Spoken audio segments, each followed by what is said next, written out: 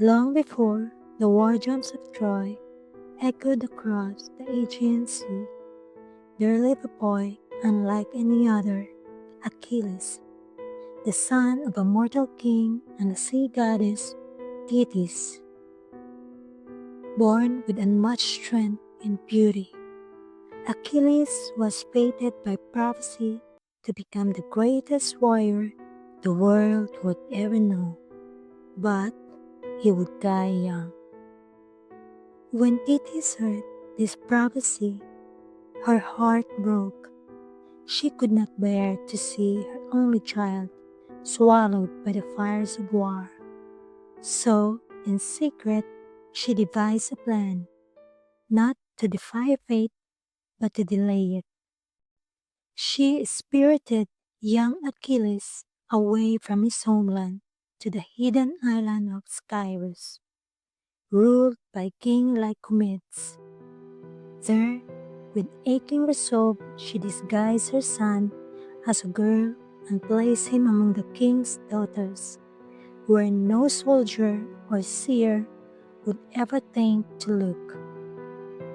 His name was hidden, his destiny buried, his sword replaced by silks. At first, Achilles was reluctant. The dresses, the etiquette, the quiet routines of palace life felt strange and suffocating. But he loved his mother and trusted her wisdom. So he played the part. He danced, he smiled, he laughed with the daughters of the palace. But deep down, he never forgot who he was. Behind curtains and after nightfall, he would sneak away, training with a wooden sword he had hidden. His reflection still showed the face of a warrior, even as the world saw a maiden. Rumors began to swirl among the palace girls.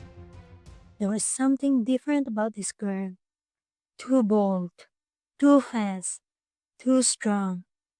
But no one could explain it, and the secret remained safe until Greece prepared for war. Troy had taken Helen. The greatest armies of the Greek world were gathering to sail east. But they needed Achilles. The prophecy declared the war could not be won without him. And so, clever Odysseus, master of disguises and tricks, was sent to find the hidden hero. Odysseus arrived in Skyros pretending to be a traveling merchant. He brought gifts, bracelets, combs, perfumes, and among them, weapons. He observed the palace girls as they admired the trinkets. Only one hit, quick and instinctive, reached for the sword. That was all he needed. To confirm his suspicion, Odysseus faked a sudden attack, throwing a spear to spark chaos. The disguised girl caught it with swift, warrior grace. The truth could no longer be hidden. Achilles removed his disguise. The palace fell silent. His mother, who had returned to check on him, begged him not to go. But the fire had already been lit in his soul. He had spent years hiding, running, pretending. It was time to become who he truly was. He said goodbye to the girls who had become his friends, to his mother who had tried to save him, to the peaceful life he would never know again. He joined the fleet. He sailed to war. Along the way, he remembered the lessons of Chiron the centaur, his childhood mentor, who taught him that strength was not cruelty, and courage was not the absence of fear. At Troy, Achilles fought like no man had ever fought before. His name soared on the wind, feared by enemies, admired by friends. Yet he clashed with Agamemnon, the prideful king, and withdraw from battle in anger. It was then that his closest friend, Patroclus, donned Achilles' armor and fought in his place, only to fall by the sword of Hector, Prince of Troy. When Achilles learned of Patroclus' death, something in him shattered. Grief consumed him. Vengeance awakened him. He returned to battle with a fury that even the gods feared. He faced Hector. He showed no mercy, but victory tasted like ash. He had won the battle, but lost his soul. Achilles began to change. He gave Hector's body back to Troy. He sat by the sea and mourned, a boy-turned man too soon. The war raged on, and one day the prophecy fulfilled itself. Paris, Prince of Troy, aided by the gods, struck Achilles with a fatal blow to the heel, his only weakness. The hero fell, but his legend rose. The Greeks wept, the Trojans trembled. His mother wept in silence, knowing the fate she tried to outrun had finally come.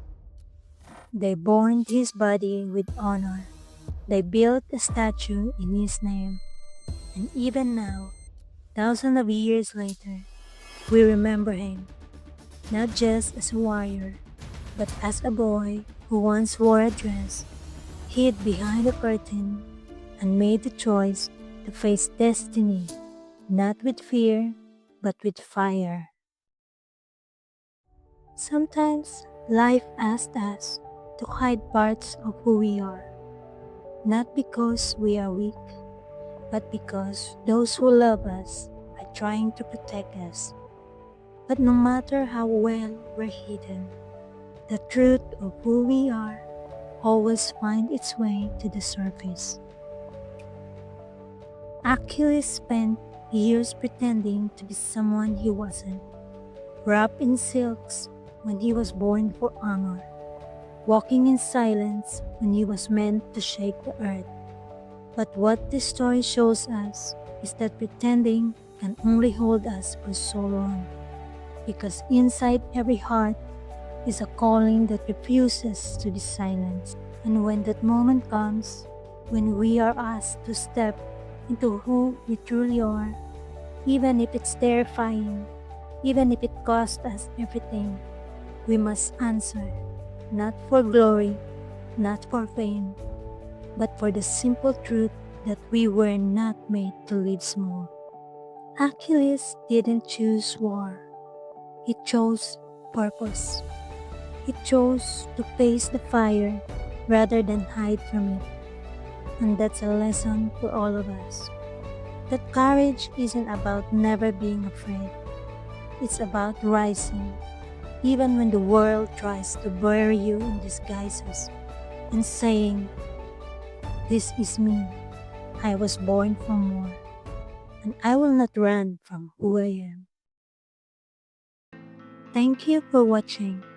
Like, subscribe, and see you next time.